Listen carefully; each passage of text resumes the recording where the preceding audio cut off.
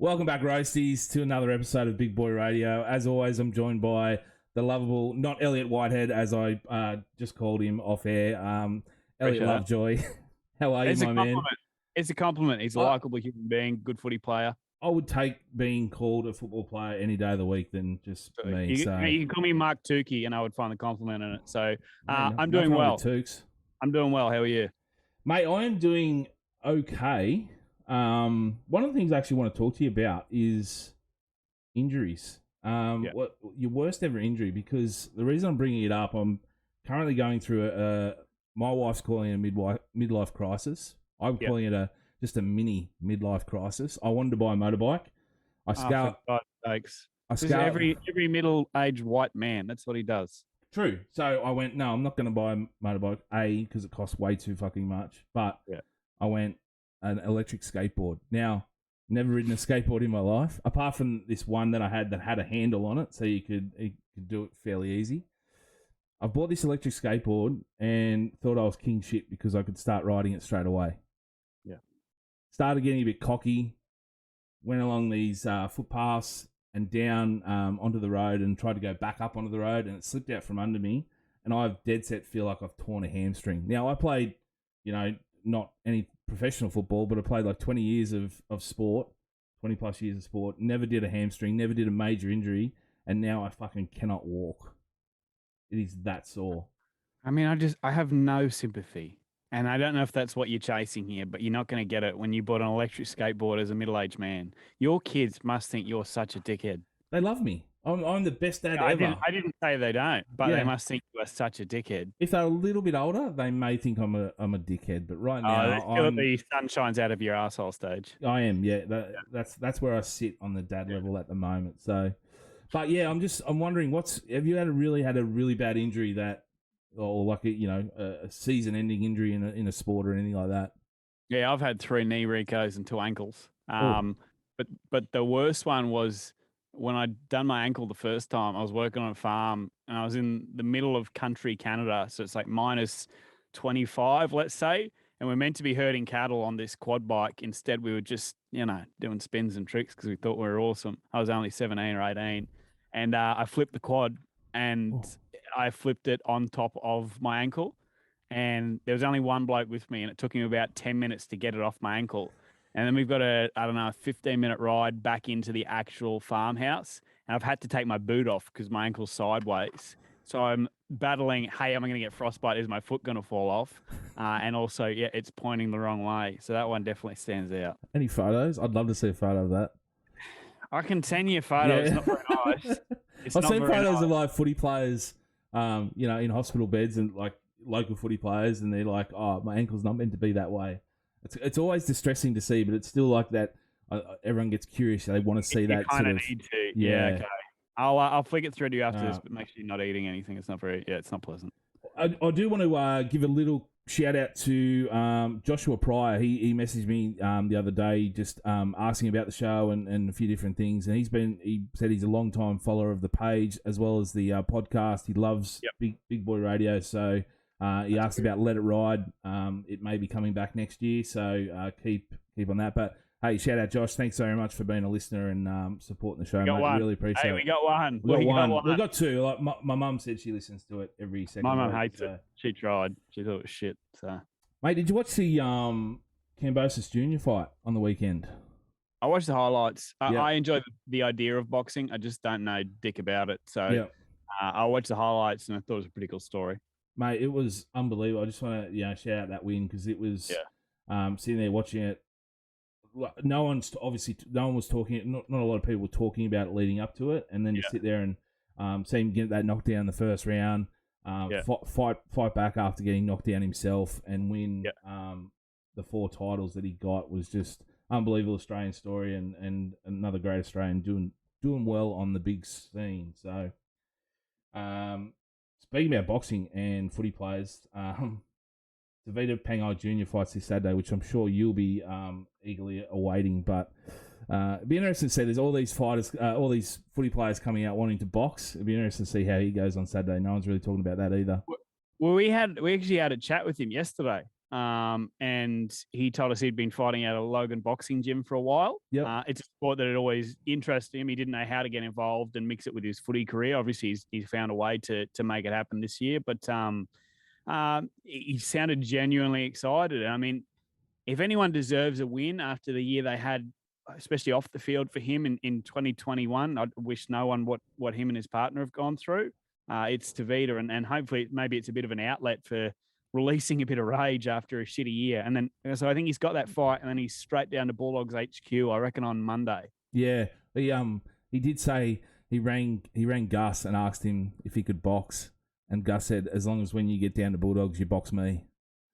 So that's it. The only reason he allowed him. He said to us yesterday, and I thought this is really insightful, because I know a lot of people that are watchers of footy, for whatever reason, don't like Gus Gould, which is, you're entitled to an opinion. The way he spoke about Gus, he compared him, to Wayne Bennett, just the aura that he has around players, and that's one of the main things that brought him to the Dogs. And he says, obviously, Wayne brought out his best footy. He's hoping Gus can do the same. So it's like unbelievable what he's like. Everyone gets the wrong idea of Gus due to his commentary. Yeah, like they, and people have a love or hate with every commentator, and I think. I don't really particularly like his commentary that much, but I've seen what he's done with the Panthers in this western area of New South Wales, what he's done here, and the whole Panthers organisation, not just Gus, but the fact that he loves football that much, and it shows obviously in the players, the way they speak about him. Yeah, 100%. Mate, let's get on some footy talk. Let's start with our. You mentioned before that you wanted to talk about some underrated signings, the ones that have sort of flown under the radar that the media aren't talking about. Have you got a few that you want to chat about? Yeah, I did a bit of a top three, and I know you look at blokes like Adam Reynolds and Nico Hines, who are great signings, but as you just mentioned, they are the ones that their pictures are everywhere. I've put together what I think are the three that are going to make the biggest impacts, that are making the smallest amount of noise. So I couldn't split Cam McInnes and Dale Finucane. I just think with a leaky Sharks defense, they're going to shore so much of that up. Those two together, that combination, I'm so excited for. I mean, you're a Dragons fan. What Cam McInnes did on a bang average side over a number of years was outstanding. And that Shark side on paper is actually going to be really strong. He Blake Brayley has reportedly re-signed with them, so there's their 9 locked up. So it's almost assured that Cam McInnes will play that 13 role, where they sort of put Dale Finucane. Not sure, but it's going to be interesting. Cam McInnes is going to make 100 tackles a game. Oh, absolutely. And even when he was with us, when he shifted to that lock position, after 20 or 30 minutes, he'd go back there. It was unbelievable, like the impact that he had on the game. So to start there and play there for the whole game, it's going to be. Oh, I'm dirty. Absolutely furious that we let him go. But in saying that, I know that he's going to succeed because of the player he is. 2, I had Xavier Coates, and Broncos fans may shout that down, but I think under the right structure and training, we're going to watch him blossom into what Vunivalu blossomed into, what Addo-Carr blossomed into. I think he's a perfect fit at the Storm. I think he's going to turn out to be one of the premier wingers in the game. Oh, absolutely. Because raw talent-wise, outstanding. Yeah. And that's what the Foxx was when he came from the Tigers. Yeah, he's like, someone messaged me the other day and I was like, yeah, lock him in for top try scorer for Melbourne. Like, he's going to kill it there under Bellamy. And at number 1, I just think it's such a good structure fit. And again, it's not a big name, but I just think he's going to free up his number 6 so much. And he wasn't free last year. Jamal Fogarty to the Raiders, I think, is a perfect fit. It's with no disrespect to Sam Williams, it's an upgrade to Sam Williams.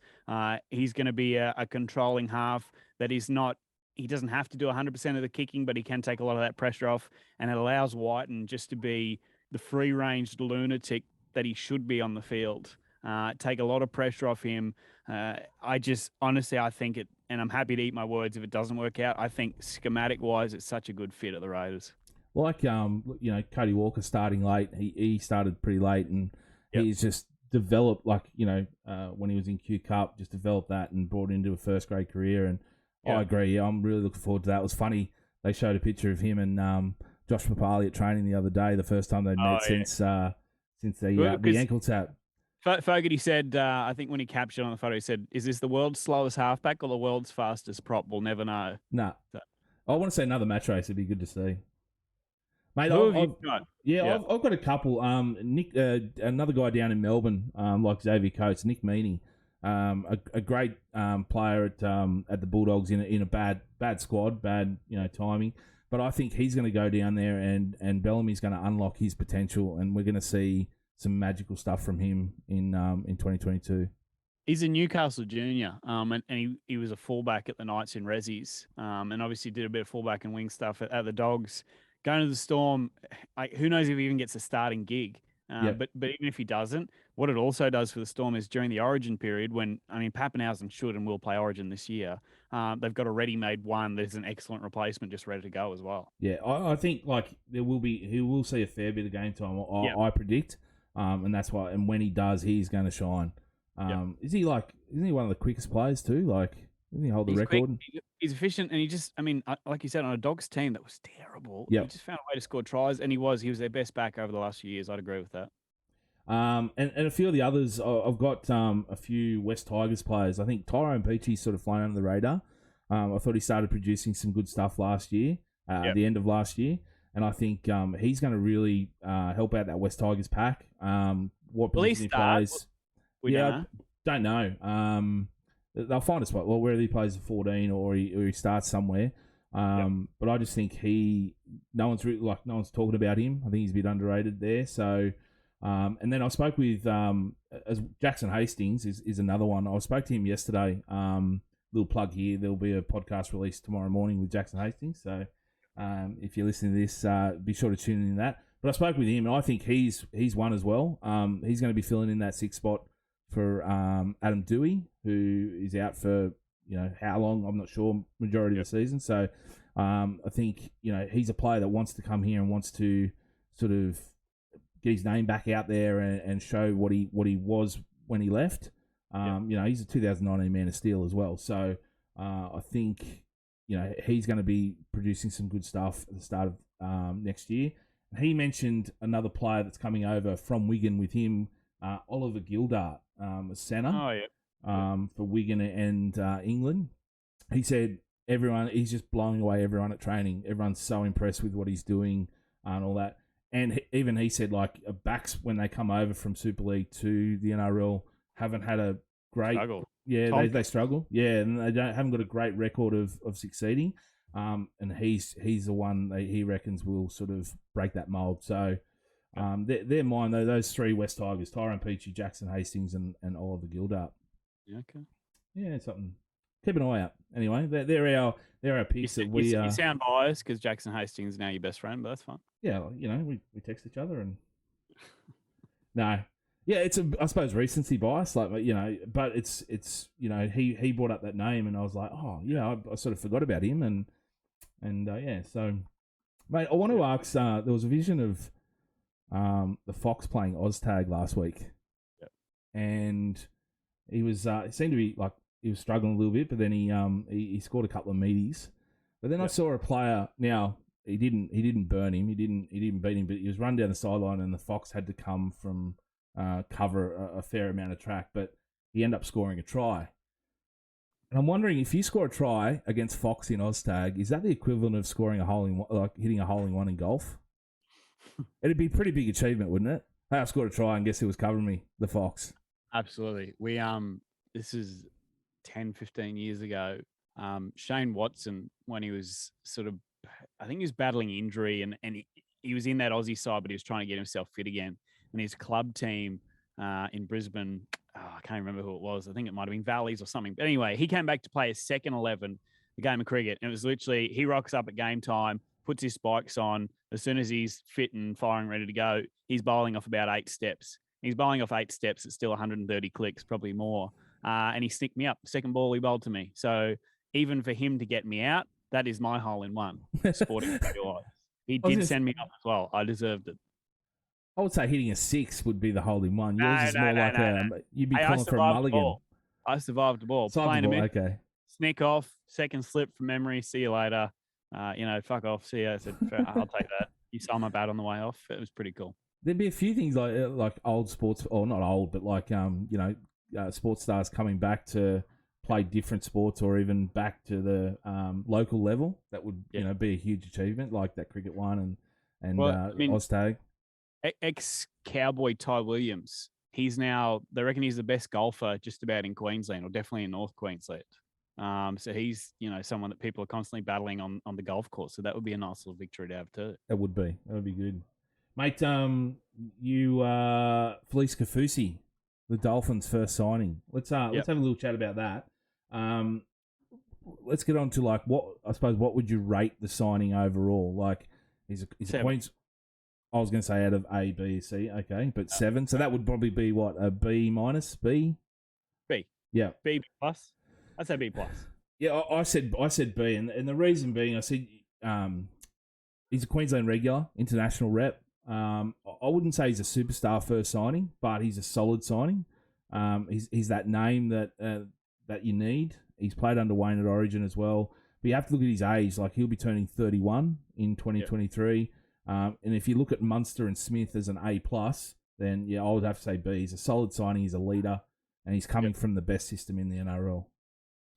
Yeah, and I mean, I think a big part of it too is that Wayne looks at people that are good human beings. And have we ever read an off-field disaster about Felise Kaufusi? I'm happy to be corrected, but I don't think there has ever been. A solid player that still defends really well, still hits hard. Maybe at that age, will he run holes the same way? I'm not sure, but I think it's a good, consistent starter for your pack.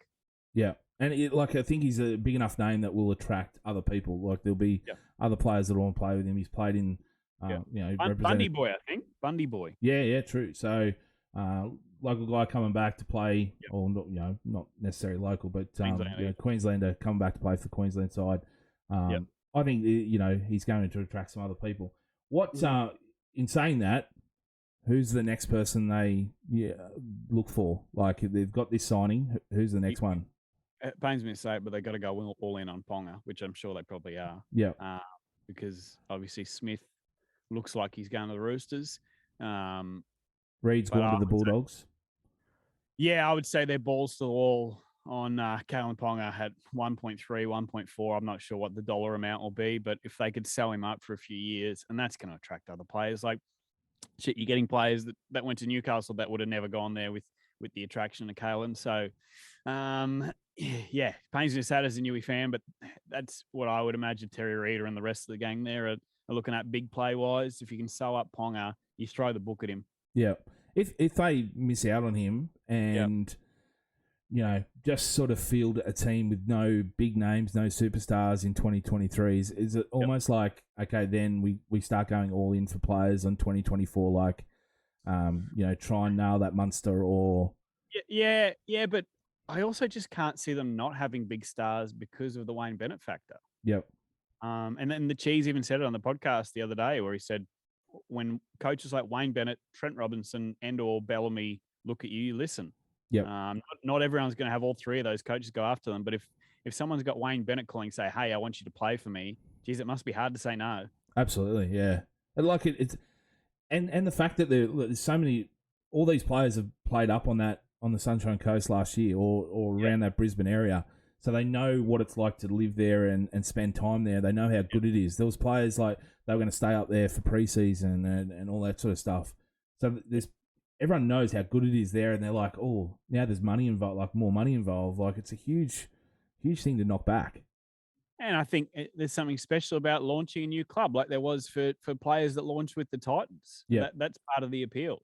But to launch with a super coach is even more special. I mean, already you believe the Dolphins are going to be more successful in their first few years than the Titans were, and they weren't bad their first few years. But the Wayne Bennett factor. I mean, he has not coached a side that's failed long term. I think his worst success was at Newcastle, and he took them to a prelim. Yeah, so, and it's almost like we say Felise Kaufusi's the first signing, but in essence, Wayne Bennett's really the first superstar signing, isn't it? And it's like, huge. You don't really need another superstar because you've got him, because he's going to attract all those, players that are on the verge of being top flight or whatever, and build that squad that way. But yeah, he wins. He just wins. He does. Reed Mahoney signs with the Bulldogs from 2023. I think it was a 4-year deal or 3-year deal. It was funny that I did a bit of research and the piece, the Bulldogs, it's the piece that the Bulldogs desperately need. But the Bulldogs in 2016 told him that he would never play first grade and offered him $1,500 to stay, and then pulled it and said, "Nah, you're not going to play first grade, so see you later." Para pick him up, sign him, and now they're actually signing him for, I don't know, what, 20 times more than that. So it was just really interesting that they cut him loose. But absolute masterstroke signing for that club. I spoke with Guru a few weeks ago, and it's not breaking news that the Dogs needed a 7 or a 9, but to quote Guru, it's a signing that moves the needle for that team. What do you think? Yeah, I think he's solid. $800,000 is a lot of money. I think he's a good player. I also don't think the hooking stakes are as good as they were a few years ago. I think that the best 2 number 9s in the comp are at the same club, in Grant and Smith. Then obviously you got Cook, who is solid again and was a little bit inconsistent last year, but is still a rep quality player. And then outside of that, I think it's sort of open slather on decent hookers, and he's on the upper echelon of decent hookers, and you got to pay overs for that now. So I don't know, mate. I probably have a different opinion to some. I don't see him as a huge signing. I think that's a lot of money, and you got to pay it. I get it, but I wouldn't be as excited for him as I am for a lot of other players at the Dogs. I think when you think about their forward pack and their back line that they'll have in 2023 or even next year, then by itself, it's like, oh, it's a great team, but maybe they're missing. I think adding him in just links those two up. It makes maybe his signing by himself isn't that huge, like you're saying, isn't that big in regards to I wouldn't pay that amount for him. But I think with the squad that they've got, bringing him in just links that up, and he's just takes them to that next level that they need to go.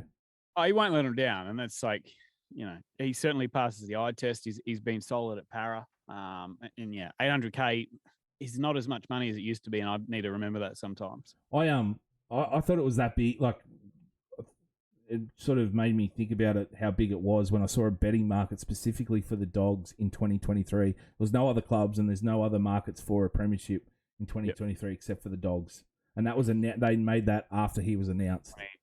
Well, if you were to start a franchise tomorrow and you had to sign a hooker on a 2-year deal, would you take him or Coruscant? Starting a new franchise? Yep. Oh, I don't know. I'd say on a 2-year deal, probably Coruscant because of the experience that he's got, right? But if you're looking at long term, if you go 4 years, I'd definitely read. Because he's on the verge of Origin, so I would take him. Queensland also have 2 hookers. Yeah, exactly. Yeah, so I would 2-year deal. I'll probably take Coruscant just for the experience. But what would you do? 2 years Coruscant. Yeah, In saying that, that's a tough choice because I think Reid is a great player, but when you position it as a 2-year franchise, I don't know. Yeah, it's hard to get excited about hooking stakes. If you're quality, if you're an Eels fan though, how are you feeling? Like you're letting go? All your best players want to leave. You got lost Nikokora, Papali, and now Mahoney. I think Papali's such a huge loss. There's and I read Brad Arthur was saying, they're all committed to winning a premiership. They've made a pact of doing that. That's great because this will be your last window for a long time. The whole premiership window. Let's move on to Brendan Smith. Obviously, the biggest talking point. There's people still talking about it today. Obviously, we record this on a Wednesday. It's the first chance we've had to chat about it. But look, I think everyone agrees as a fan that if his comment that if he's playing for my team and I hear those comments, I'm pissed off. But in context, I wrote a blog article about it. In context, I don't think it's as bad as what it's been reported. The fact that he was speaking about the way that he felt from someone doing the presentation, not just that one comment. that he wanted to win a premiership in that jersey. But Yep. I'm interested to hear your thoughts. What are your thoughts on the whole situation?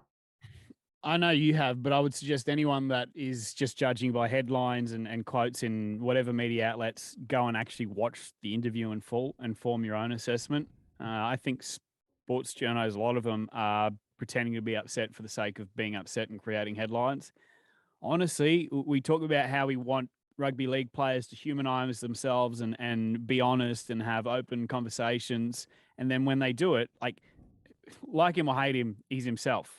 You know, that there's no beating around the bush. He is who he is. And I can only respect that. I didn't think anything he said was, and I get the Storm is such a professional sporting organization. I get that. But he's also who he is. He's his own brand now. Um, and he didn't come out and say anything nasty. He didn't come out and say anything negative. He was just, I found him refreshingly honest. I didn't have any issues with it, which is probably not the popular take. But honestly, I watched it. I enjoyed the conversation. I enjoyed getting an insight. And he didn't disrespect any of the clubs he spoke about. The drinking culture at the Storm comments blown absolutely out of the water. Again, you got to sit there and listen to the full chat, and that's the dangerous thing about, oh, here's a quote for it on whatever outlet it is. Oh shit, that is spelt out that way makes him look like a dickhead. Well, watch the thing in full, form your own opinion. If you think he's a dickhead after that, then whatever. I'm sure he doesn't give a shit. But I had no issues, mate. I really didn't. Yeah, no, look, I think the drinking culture comment as well about the Storm is more about an appearance thing. It's like, I think if you've got a player saying, "Oh yeah, not we have a massive drinking culture," it's like he's saying it in general, as in Australia does. Like if we're catching up, we're going for a beer, or we're going to the footy, we're having beers. Like it's an Australian thing, and I know Brendan Smith's not Australian, but the Australian club. And every footy club has that. It's like, let's get together, have barbecue and drinks. It's a drinking culture.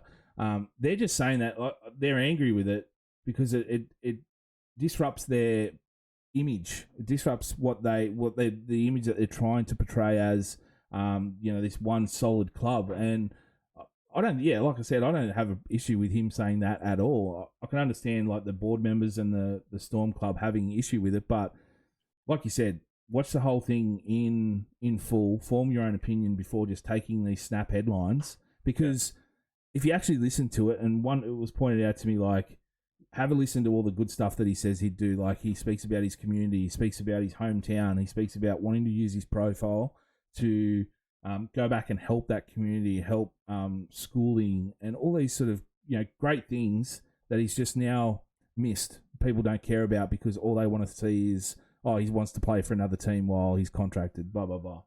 So I just think the big names in media are hammering, even still today, there's post today, like someone put up a screen here, I'm just going to bring it up, from an article, and it was like, these podcasts attract the big names in sport where mainstream media with trained and trusted journalists are often denied access by clubs, and this is exactly what happens. And I'm like, if you're trained and trusted journalists at clubs, but you're denied by these same clubs, then maybe you're not so trusted. That's why these guys like going on these podcasts and being open, honest, and raw. Like, yeah, Smith probably went a little bit too far in opening up too much.